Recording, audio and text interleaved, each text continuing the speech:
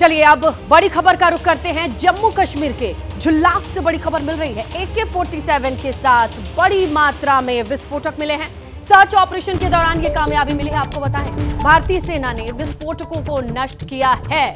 इस वक्त की बड़ी खबर आपको बताएं, जम्मू कश्मीर से मिल रही है। झुल्लास ये लोकेशन है जहां पर AK-47 मिला और बड़ी मात्रा में विस्फोटक मिले, एक्सप्लोजिव्स मिले। सर्च ऑपरेशन चलाया गया था और उसी दरमियान ये बड़ी कामयाबी भारतीय सेना को मिली और भारतीय सेना ने सबसे पहले तो विस्फोटक को नष्ट किया। AK-47 बरामद किया गया। सर्च ऑपरेशन के दौरान ये सारी चीजें मिली और ये आर्मी की कामयाबी रही है। देखिए, सर्च ऑपरेशन लगातार चलाया जा रहा है। जिस तरीके से धरपकड़ की कोशिश, ऐसे में एक लोकेशन जिसका नाम झुल्लास है, यहां आर्मी पहुंचती है और वहां पर जो चीजें मिली वो आपके सामने भी रख रहे हैं। AK-47 के साथ ढेर सारे विस्फोटक मिले हैं। इन विस्फोटकों को सबसे पहले तो नष्ट किया गया, बर्बाद किया गया। सर्च ऑपरेशन के दौरान ये चीजें मिली थी, जिनमें एक AK-47 और ये बारूद, एक्सप्लोजिव्स, विस्फोटक। जम्मू कश्मीर के झुल्लास से ये बड़ी खबर है। सर्च ऑपरेशन के दौरान ये सारी चीजें मिली हैं जो हम आपको बता रहे हैं और दिखा भी रहे हैं। ये विस्फोटक हैं जिनको सबसे पहले तो आर्मी ने बर्बाद किया, नष्ट किया। सर्च ऑपरेशन के दौरान जैसे ही इनपुट थी कि कुछ चीजें संदिग्ध हैं और उसी की तलाश में सर्च ऑपरेशन को आगे बढ़ाया गया। देखिए किस तरीके से विस्फोटकों को नष्ट किया गया और बड़ी साजिश थी। ये एक्सप्लोजिव प्लॉट किए गए थे, विस्फोटकों को छुपाया गया था, रखा गया था। ये तमाम डिटेल्स भी हम आप तक पहुंचाएंगे, लेकिन अभी जो आप स्क्रीन पर देख रहे हैं, ये विस्फोटकों को नष्ट भी किया गया है। बड़ी संख्या में ये थे और किस तरीके से धमाका और किस तरीके का धुआं, अंदाजा लगाइए आप। क्या प्लानिंग, क्या मंसूबे थे, लेकिन सुरक्षा बलों को यहां कामयाबी मिली। एक AK-47 है और विस्फोटक। बाकी की डिटेल अजय बाचलू से समझते हैं। अजय, ये जो हम तस्वीरें दिखा रहे हैं, ये एक्सप्लोजिव को नष्ट करने वाली हैं और ये जो चीजें मिली हैं, ये क्या क्या है, जरा बताइए। देखिए, पुंछ के जलास में सुरक्षा बलों ने एक व्यापक ऑपरेशन चलाया था, सर्च ऑपरेशन चलाया था। दरअसल पुंछ और राजौरी में लगातार सुरक्षा बल वहां जंगलों में छिपे आतंकियों के लिए जो है सर्च ऑपरेशन चला रहे हैं और इसी सर्च ऑपरेशन के दौरान सुरक्षा बलों को एक हाइडआउट मिला, एक आतंकी ठिकाना मिला और जब उस आतंकी ठिकाने को खंगाला गया तो वहां से सुरक्षा बलों को बड़ी मात्रा में जो है गोला बारूद और हथियार मिले, AK-47 मिले, जो संभवतः आतंकियों ने वहां तबाही के लिए छिपाए थे।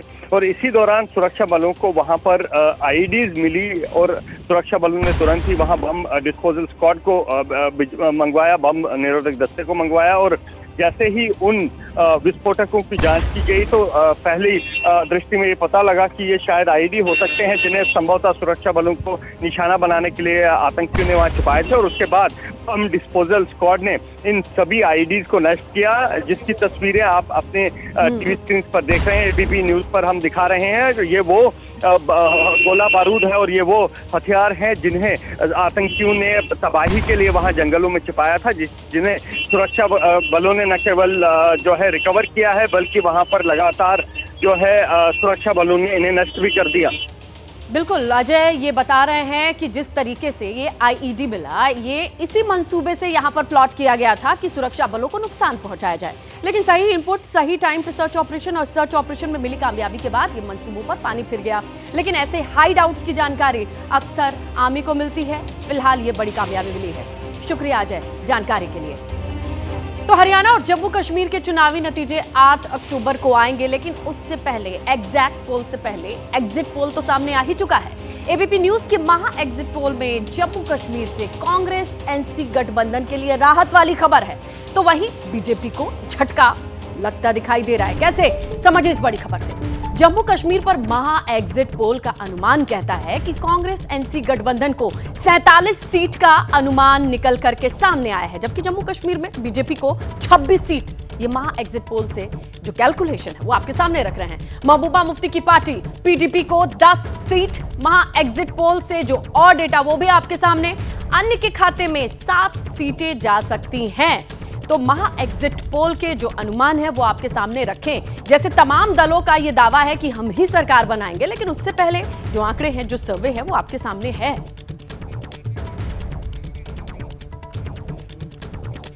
तो चलिए सीधा रुख करते हैं ग्राउंड का। अब जिस तरीके से नेताओं के अपने दावे हैं और अभी तो हम सबको पता है कि अपनी अपनी सरकार बनाने के दावे कर सकते हैं, लेकिन ग्राउंड पर जो चल रहा है और जिस तरीके से वहां एग्जिट पोल आया वो हम समझने की कोशिश करते हैं। जेएनके से आसिफ है हमारे साथ और इसी के साथ आसिफ आपसे ही शुरुआत करेंगे। जिस तरीके से हर दल के अपने दावे हैं, लेकिन एग्जिट पोल से जो निकल करके सामने आया है, खुशी की लहर किस तरफ?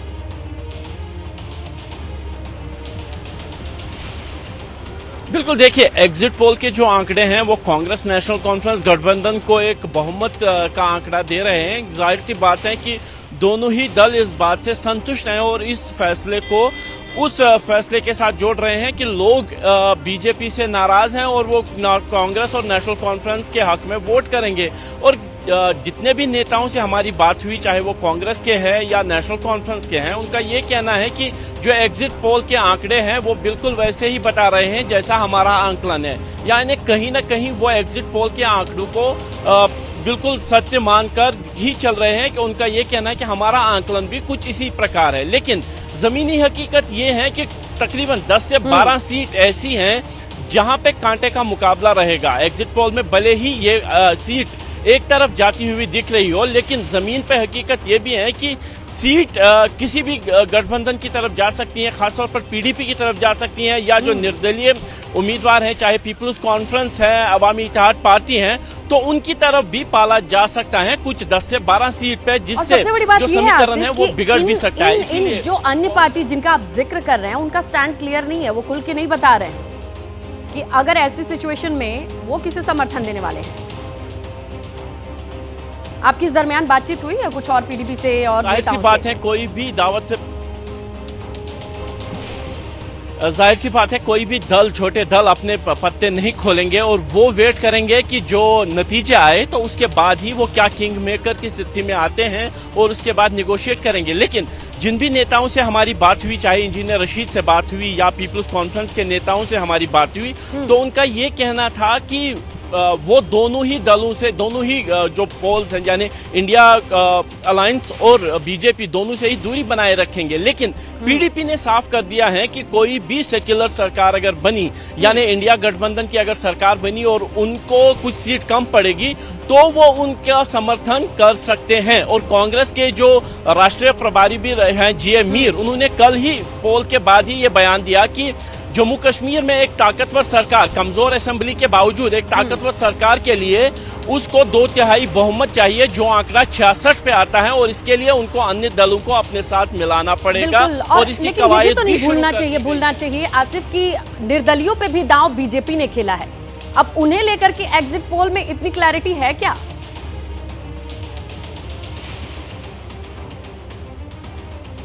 देखिए, जो एग्जिट पोल में आंकड़े बता रहे हैं, अन्य के खाते में 10 सीट का आंकड़ा लगभग बताया जा रहा है, जो कि काफी बड़ा है।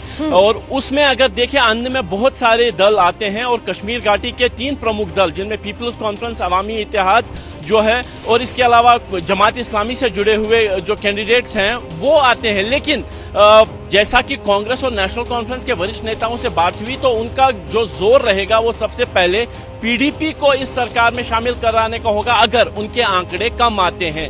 कांग्रेस इस बात के लिए तैयार है, लेकिन जो झिझक है वो नेशनल कॉन्फ्रेंस की में है, क्योंकि जो प्रमुख जो राइवल्स हैं, पॉलिटिकल राइवल्स हैं, राजनीतिक जो दुश्मनी है, वो नेशनल कॉन्फ्रेंस और कांग्रेस, वो ना पीडीपी के बीच में है, और उसको भूलकर एक साझा सरकार में आना उनके लिए मुश्किल होगा, क्योंकि पूरी चुनावी मुहिम उनके पीडीपी और बीजेपी के खिलाफ लड़ी है। लेकिन एक बड़ी रणनीति के तहत कांग्रेस इस बात पर बड़े भाई का रोल निभाने की कोशिश कर रही है, और इस बात के लिए नेशनल कॉन्फ्रेंस के नेताओं के साथ इस समय की बात चल रही है कि अगर ये पैच वर्क, ये ब्रिज का काम कांग्रेस किस तरीके से कर पाएगी। क्योंकि देखिए इलेक्शन कैंपेन में सबने देखा किस तरीके से खुल करके एक दूसरे के अगेंस्ट बातें की गई है, लेकिन इंतजार करना होगा नतीजों का।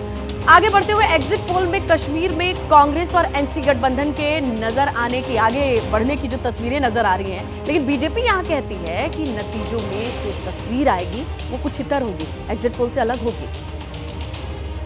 मुझे पूरा विश्वास है कि 8 अक्टूबर को जब जम्मू कश्मीर में वोटों की गिनती होगी, तो शानदार जीत के साथ भारतीय जनता पार्टी जम्मू कश्मीर में सबसे बड़े राजनीतिक दल के तौर पर उभर कर आएगी और जम्मू कश्मीर में कुछ सहयोगी दलों के साथ और कुछ आजाद उम्मीदवारों के समर्थन से जम्मू कश्मीर में भारतीय जनता पार्टी की सरकार होगी।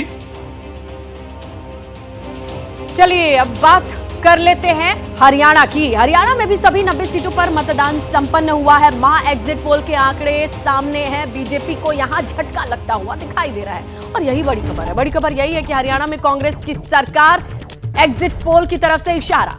हरियाणा में कांग्रेस को 54 सीट, ये महा एग्जिट पोल इशारा करता है। हरियाणा में बीजेपी को मिल सकती हैं 26 सीटें। आईएनएलडी गठबंधन को 2 सीट मिलने का अनुमान है। अन्य के खाते में जा सकती हैं 9 सीटें। तो कुल मिलाकर के कांग्रेस के लिए अच्छी खबर, एग्जिट पोल से कम 54 सीट। तो कुल मिलाकर के राहत वाली खबर है। तो हरियाणा में सरकार को लेकर के अपने अपने दावे हैं और होने भी चाहिए। जब इलेक्शन के बाद और नतीजों के बीच में यही चलता है। हरियाणा में बीजेपी सरकार बनेगी, ये कहते नजर आए नायब सिंह सैनी बीजेपी। और दूसरी तरफ बीजेपी जा रही है, कांग्रेस आ रही है। ये कौन कह रहा है? भूपेंद्र सिंह हुड्डा। हरियाणा के लोगों ने जो पिछले 10 वर्षों में कार्यों को देखा है, हर वर्ग के लिए काम हुए हैं। हरियाणा को क्षेत्रवाद से मुक्ति दिलाई है, हरियाणा को परिवारवाद से मुक्ति दिलाई है, हरियाणा से जो भेदभाव होता था उससे मुक्ति दिलाने का काम हमारी सरकार ने 10 वर्षों में किया है। हमें पूर्ण विश्वास है कि हमने जो हरियाणा को एक नई गति विकास की देने का काम किया है। 8 अक्टूबर को भारतीय जनता पार्टी तीसरी बार बहुत बड़े मैंडेट के साथ आ रही है। 2005 से 2014 तक कांग्रेस की सरकार थी, उसकी उपलब्धियां और 14 से 24 तक इस सरकार की विफलताएं इसमें हर वर्ग इससे विमुख हो चुका है। एग्जिट पोल तो अब आए हैं, कांग्रेस के पक्ष में लहर चल रही है। कांग्रेस हरियाणा में अब की बार हरियाणा में कांग्रेस की सरकार। चलिए ग्राउंड पर लिए चलते हैं। सचिन हमारे सहयोगी हैं जो लगातार नजर बनाए हुए हैं कि अब जब चुनाव हो गया है तो तमाम नेताओं से आपकी बात हो रही होगी, जनता से भी आपकी बात हो रही होगी, हरियाणा के लोगों से भी। तो ये एग्जिट पोल जाहिर तौर पर कांग्रेस के लिए खुशी लेके आए हैं, लेकिन जमीन पर आपको क्या लगता है? आपने क्या क्या नोटिस किया है? जी देखिए, एक बात तो साफ है, अगर एग्जिट पोल के हिसाब से ही नतीजे आते हैं तो कांग्रेस जो है सत्ता में वापसी करेगी। देखिए एंटी इनकम्बेंसी तो है, बीजेपी के खिलाफ जो है 10 साल से सत्ता में है बीजेपी, तो एंटी इनकम्बेंसी तो है, पर एंटी इनकम्बेंसी को कितना बीजेपी चेक कर पाई है, टैकल कर पाई है, वो जो है सबसे बड़ा सवाल है। क्योंकि कोई भी राजनीतिक दल जब 10 साल तक सत्ता में होता है तो उसके खिलाफ जो है वो एंटी इनकम्बेंसी होती है। तो एग्जिट पोल के हिसाब से तो ये बीजेपी कांग्रेस के लिए जो है राहत की बात है, बीजेपी के लिए जो है ये खतरे की घंटी है। पर असली नतीजों का इंतजार करना पड़ेगा। कांग्रेस जो है वो शुरू से कॉन्फिडेंट लग रही थी, खासकर जिस तरीके से हरियाणा के इलेक्शंस में जो मेन इश्यूज जिन्होंने डोमिनेट किया है, खासकर जैसे किसानों का मुद्दा, नौजवानों का मुद्दा, पहलवानों का मुद्दा, लॉ एंड ऑर्डर का मुद्दा जो है, तो कांग्रेस इन तमाम मुद्दों को लेके पहले ही कॉन्फिडेंट नजर आ रही थी। पर फाइनल नतीजे क्या निकलते हैं, क्योंकि सरप्राइजेस हमेशा होते हैं इलेक्शंस में जब तक अंतिम नतीजा नहीं निकलता है। और बीजेपी जिस तरीके से बात कर रही है कि हम जो हैं, बीजेपी एक तरीके से एक हंग असेंबली की एक्सपेक्टेशन जो है लगा के बैठी है कि हंग असेंबली जो है वो हो जाएगी हरियाणा में और निर्दलीय या छोटे दल जो हैं वो बीजेपी को समर्थन देंगे। पर फिलहाल जो एग्जिट पोल्स हैं वो तो साफ बता रहे हैं कि कांग्रेस जो है सत्ता में वापसी कर रही है। इंतजार तो 8 तारीख का करना पड़ेगा जब जो है फाइनल नतीजे जो हैं हमारे सामने होंगे। बिल्कुल Sachin, Congress will win in Haryana, but who will win in Congress? ये बड़ा सवाल अब बना पड़ा है। देखते हैं कि अब इससे अगर जब 8 के नतीजे आते हैं क्या कहानी होती है। और चलिए आपको इस वक्त की बड़ी खबर बताते हैं। पाकिस्तान से जुड़ी ये खबर, जहां एससीओ समिट होना है, इसी महीने होना है, लेकिन उससे पहले अंदर की कलह खत्म होने का नाम नहीं ले रही है। और जानकारी ये है कि फिर से यहां हिंसा और बवाल। पाकिस्तान की बात कर रहे हैं, हिंसक प्रदर्शन, इस्लामाबाद को पाकिस्तानी फौज ने अपने कब्जे में ले लिया है। पाकिस्तान की राजधानी तक पहुंचने वाले सभी रास्तों को बंद करना पड़ा है। हर जगह फौज की तैनाती है। कल दिन भर पर विरोध प्रदर्शन होता रहा और रात भी कुछ ऐसी ही गुजरी। ये देख रहे हैं आप, इस्लामाबाद की कंडीशन है। एससीओ समिट होने वाला है जिसमें हमारे देश की ओर से विदेश मंत्री भी जाने वाले हैं, लेकिन उससे पहले ये सारी सिचुएशन जरा इसकी डिटेल्स लेते हैं। आशीष कुमार सिंह हमारे साथ मौजूद हैं फोन लाइन पर। आशीष, एससीओ समिट की तैयारी कौन कहे, ये तो अंदर की लड़ाई नहीं खत्म हो रही है, इसके बारे में क्या क्या जानकारी है, प्लीज शेयर कीजिए। जी बिल्कुल, आप ठीक कह रही हैं कि अब से 9 दिन बाद जिस देश को एससीओ समिट होस्ट करना है, तमाम राष्ट्राध्यक्ष वहाँ पहुंचेंगे। आप ठीक कह रही थी, डॉक्टर जयशंकर प्रधानमंत्री मोदी को रिप्रेजेंट करेंगे उस पाकिस्तान की राजधानी इस्लामाबाद में जहाँ पर ये एससीओ समिट होना है। अभी ऐसा बवंडर, ऐसा बवाल मचा हुआ है कि वहाँ की एजेंसी, सुरक्षा एजेंसियां इसको काबू करने में नाकामयाब साबित हो रही हैं।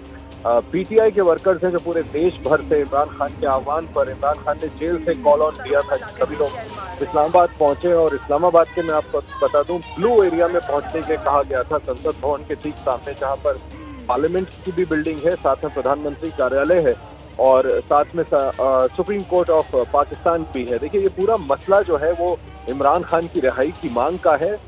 पाकिस्तान के संविधान में आर्टिकल 63 जिसके संशोधन की कोशिश कर रही है वहाँ की मौजूदा सरकार, इसको लेकर के है। पीटीआई के वर्कर्स ये मांग कर रहे हैं कि किसी भी कीमत पर इसको संशोधन नहीं होना चाहिए। सरकार की ये मंशा है कि इसको संशोधन किया जाए और ये इंश्योर किया जाए कि अगर कोई सांसद अपना पक्ष बदलता है संसद में वोटिंग के लिए स्नेहा, उस वक्त उनके वोट्स को काउंट किया जाए, जो कि ये धारा संविधान की उसको ब्लॉक करती है। बिल्कुल आशीष, जिस तरीके से अंदर का ये मसला सुलझ नहीं पा रहा है और ऐसी सुलगती हुई तस्वीरें पूरी दुनिया के सामने आ रही हैं, और ऐसे में एससीओ समिट की मेजबानी करनी है, ये सारी सिचुएशन पाकिस्तान से है जिसकी डिटेल दे रहे थे हमारे सहयोगी आशीष। और देखिए, लेबनान के बेरूत में इजरायल के हमले ताबड़तोड़ जारी हैं। इजरायल ने बेरूत में हवाई हमला किया है और इजरायल ने हिजबुल्लाह के ठिकाने को निशाना बनाया, एक बार फिर निशाना बनाया, क्योंकि लगातार यही सिलसिला चल रहा है। इजरायली हमले में अब तक 1400 लेबनानी नागरिकों के मौत की भी खबर है। तो इस पूरे मामले पे बदस्तूर आती तस्वीरें, लोकेशन इजरायल ने हिजबुल्लाह के ठिकाने और टनल को बताया जा रहा है कि निशाना बनाया है।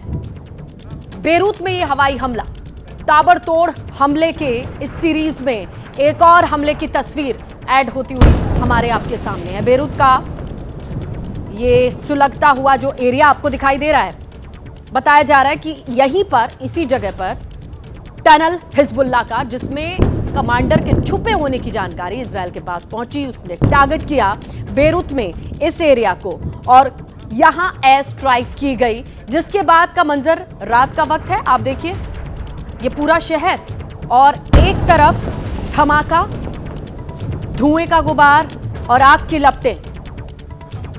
ये बेरूत का वो इलाका है जहां पर इनपुट था, मैप किया गया था कि हिजबुल्लाह के ठिकाने हो सकते हैं। उस टनल को निशाना बना करके, टारगेट करके एयर स्ट्राइक, हवाई हमले की ये तस्वीरें।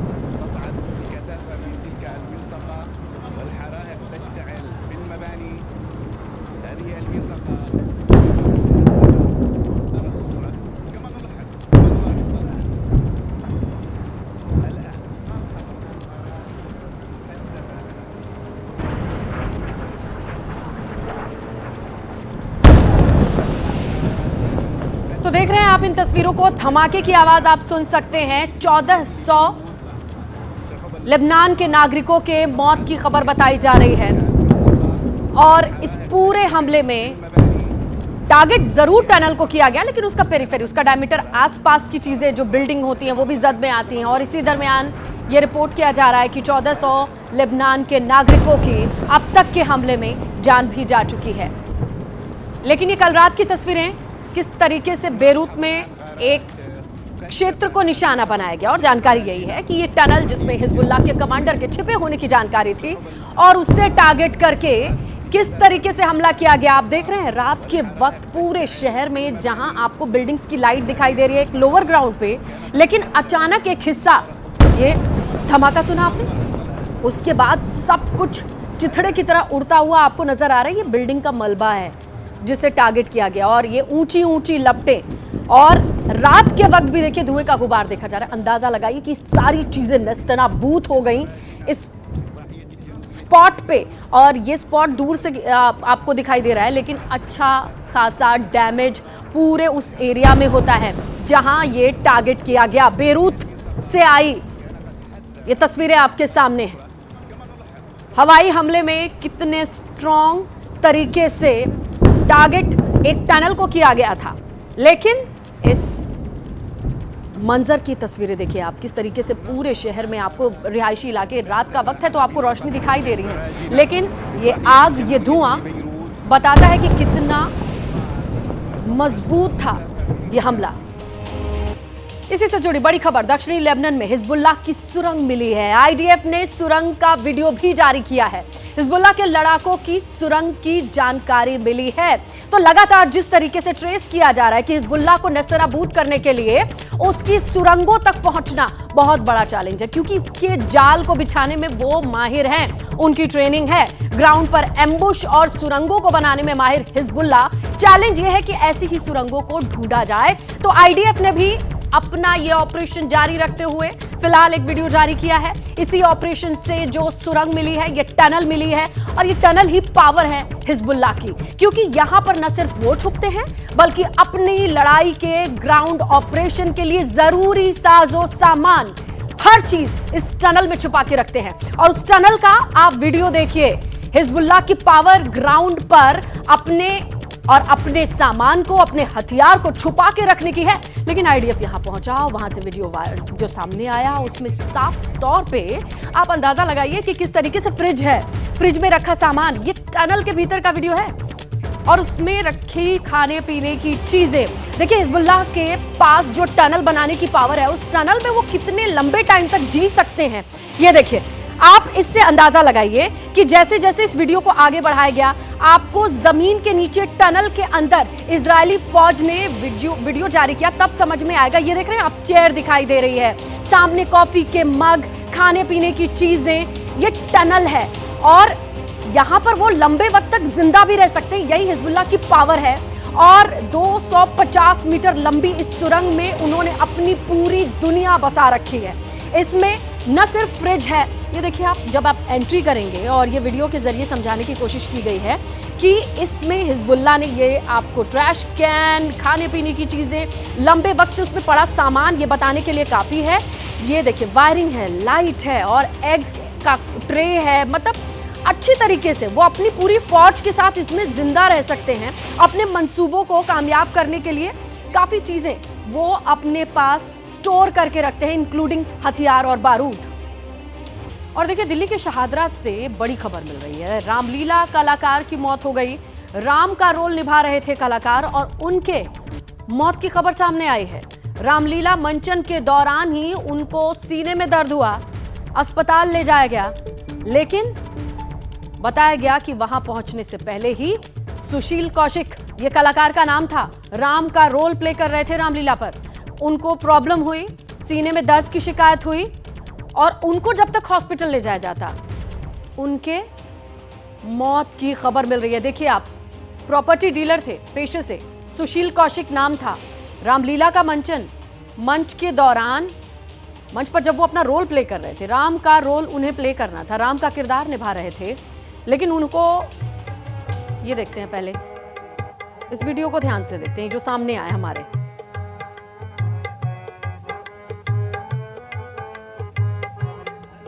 वो अंदर जाते दिखाई दिए, और यही अंदाजा लगाया जा रहा है कि जब उनको दिक्कत हुई, चेस्ट में पेन हुआ, तो वो मंच से पीछे बैक स्टेज की तरफ गए, लेकिन जब तक उनको डॉक्टर के पास ले जाया जाता, बताया जा रहा है कि वो डेड थे। बड़ी खबर है ये, देखिए दिल्ली से रामलीला का ये मंच, सुशील कौशिक प्रॉपर्टी डीलर थे, राम का रोल प्ले कर रहे थे, और पूरे एक्ट के दौरान ही उनको प्रॉब्लम हुई, डॉक्टर के पास ले जाया गया, जहां उन्हें डेड डिक्लेयर कर दिया गया।